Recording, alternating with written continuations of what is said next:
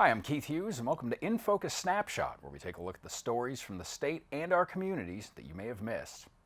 Duxbury will be holding its special fall town meeting on Monday, November 8th at the Performing Arts Center. Among the 5 articles is one that seeks $2 million to purchase 65 acres off Old Cordwood Path and Enterprise Road for open space conservation land. PACTV will be providing live coverage of the town meeting on Duxbury's government channel, Comcast 15, Verizon 39. Kingston's special town meeting will be held Tuesday, November 16th at the Kingston Collection. Among other items, the town will vote on the purchase of 61 acres of property in the Winthrop Street area for conservation and recreation purposes for $805,000. The town's been awarded a $400,000 state land grant, which would leave Kingston's CPC funds to cover the remaining $405,000. The town of Kingston recently rolled out its new website, kingstonma.gov. With a complete overhaul, the new site offers an easier way for residents to find everything from meeting agendas to upcoming events. You can also receive updates by text or email with the Notify Me button.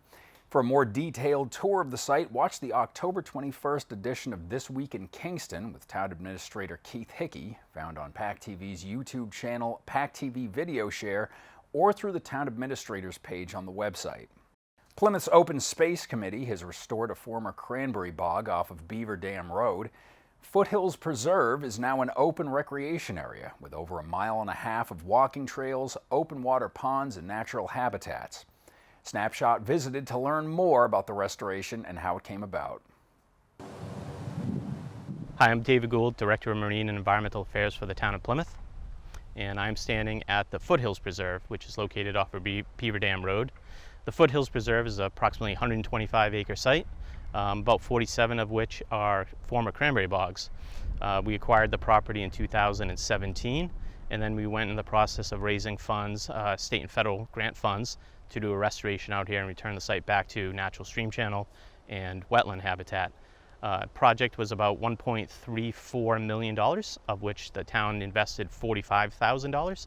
So the vast majority of it was state and federal monies to restore the site. And so what we essentially did was take out any water control structures, flume boxes, dikes, berms, 2 small dams on the Mass Audubon side as well, restored the natural stream channel and all of the natural wetland habitat by raising the groundwater, putting in a lot of habitat features, and then going from a monoculture of cranberries to a myriad of different plant species to create habitat complexity. And the project wrapped up about the end of spring, but we still have some habitat features that we're working on, like pollinator habitat that we're working on this fall and into the springtime. But for all intents and purposes, the project is done and open to the public to walk around and hike and now enjoy. So there's a nice perimeter trail. There's also some neat footbridges that crisscross the property, as well as some ponds, some unique habitat. And I challenge everyone to find some of the cool wood features, including our little Keebler elf tree that's buried on site. So take a look for that. The Future of Work Commission, tasked to address the challenges facing workers in a changing economy and co-chaired by Representative Josh Cutler, traveled to Plymouth in October for its 4th meeting.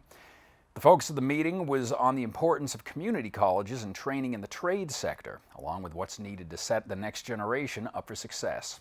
Special guests with him as well.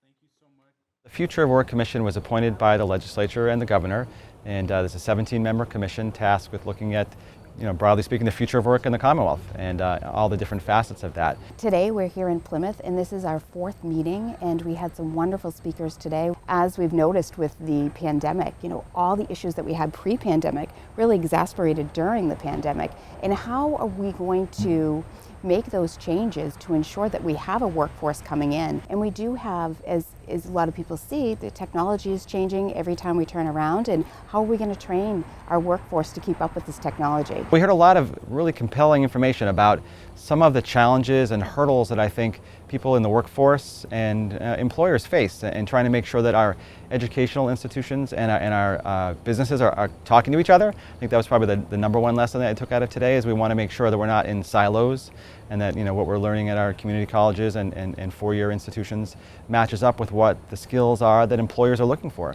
Because we know that we have a workforce crisis here in Massachusetts. We had it before the pandemic, and it's even more so now. And we know that there are skills that are needed to fill those positions, and we just need to pair them up and make sure that we are aligning those those key aspects of our workforce. Our community colleges are so vital to our communities. The trades are so vital to our young people. And these are things that we really need to look into more and not just assume that everyone's going to get a 4-year college education. We'll have a public hearing that anyone can sign up and testify for. We'll be sharing information about that. And I would encourage people who have an interest in the commission or want to submit testimony to go to the Mass Legislature website. It's malegislature.gov. And if you go to the Commissions tab, we have a special page just for the Future of Work Commission where people can submit comments or find out about our future hearings. Let's invest in our young people. Let's set them up for success.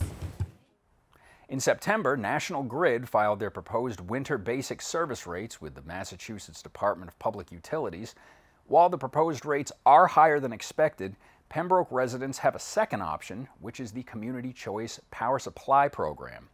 The program helps residents save money on energy by allowing towns to combine the purchasing power of its residents and businesses and provide them with an alternate electricity supply. These rates will be offered by Dynegy Energy Services to Pembroke through November 2023, and you can opt in or out of the program at any time. In addition to Pembroke, the towns of Kingston and Plymouth also participate in the Community Choice Power Supply Program. Details vary per town in terms of the supplier for the program and how long the rates are offered for.